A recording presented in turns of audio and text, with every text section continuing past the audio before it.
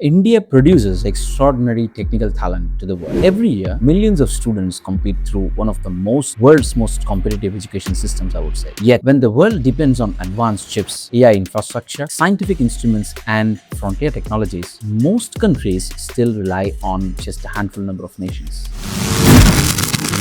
If talent exists everywhere, why does breakthrough innovations concentrate in only a few places? Why not in India? Why do some countries create foundational technology while others mainly implement or consume it? Because the real difference between countries is not intelligence. It is not intelligence. It is the research ecosystem. The countries that understands this shape the future. Most people think universities exist to provide degrees, degree batna. But world's best universities do something far more important.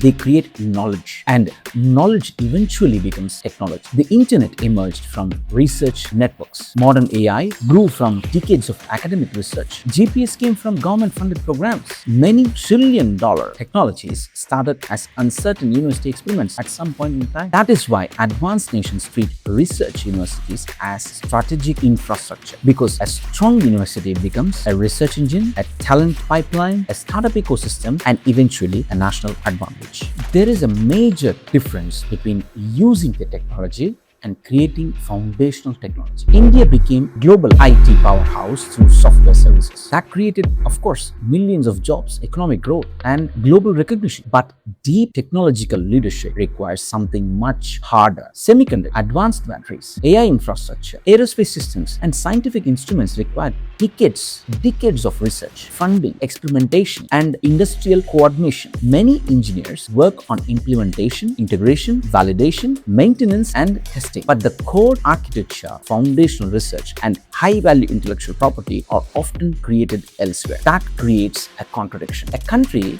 may produce brilliant engineers while still depend on external ecosystem for frontier innovation. And over time, that affects industrial power, patents, startup ecosystem, economic independence, and long-term national influence. Because the highest value in technology belongs to those who are designing the future. You may say, importing technology seems logical at first, right? But why spending billions of dollars building something another country is already making? And in the short term, importing works, definitely. Countries can buy. You can buy chips, you can buy machines, you can buy software, cloud infrastructure, even defense systems. Come on, you can buy it. But dependence eventually becomes vulnerable. We can see that now in the current situation. Because the country creating the technology controls patents, supply chain, pricing, restrictions, and strategic access. The world saw this during semiconductor shortages. And now, again with AI infrastructure, if a country cannot build critical technology,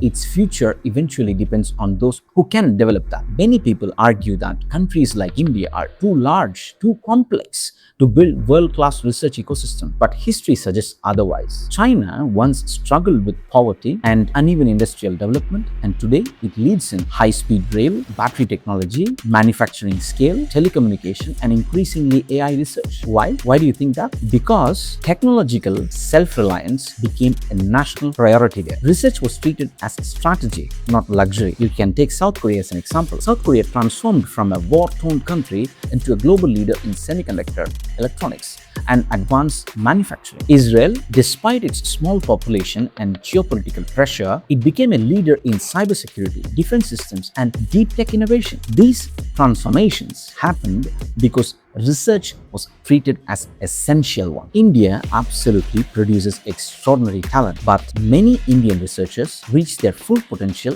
only after entering a stronger global research ecosystem through their master programs or PhDs and global research collaborations. That does not mean the talent was missing. It means the ecosystem was completely different there. Better funding, better infrastructure, stronger research culture, more long-term support. For example, I completed my education entirely in India. Later, I worked on European research projects involving digital twins, critical infrastructure resilience, and smart energy system. That experience changed how I view a problem because it showed me something very important. Talent is distributed far more evenly than research opportunities. Countries that build strong ecosystems unlock what their people already capable of.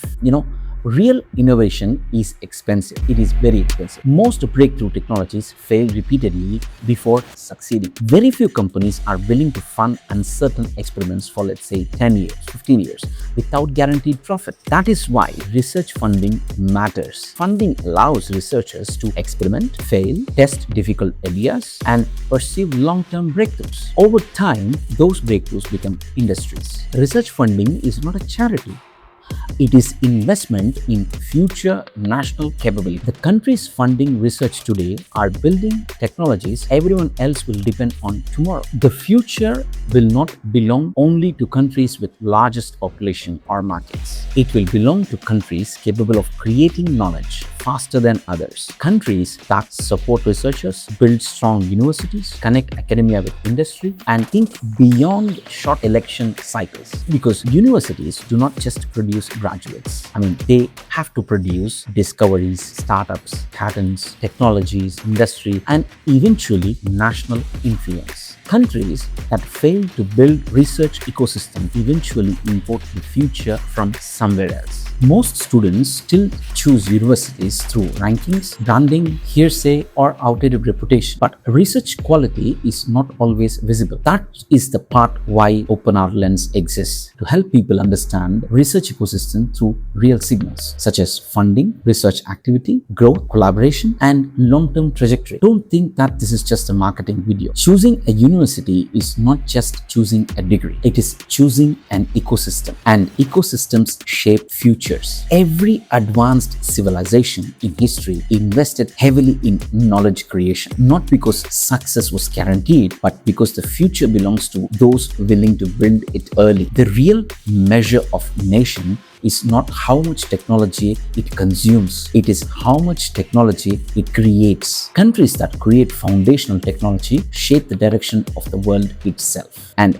that journey usually begins very quietly inside research labs, long before the world notices it. If you enjoyed this video, please subscribe to OpenRLens channel for more deep dives into technology, research universities, and systems that are shaping our future.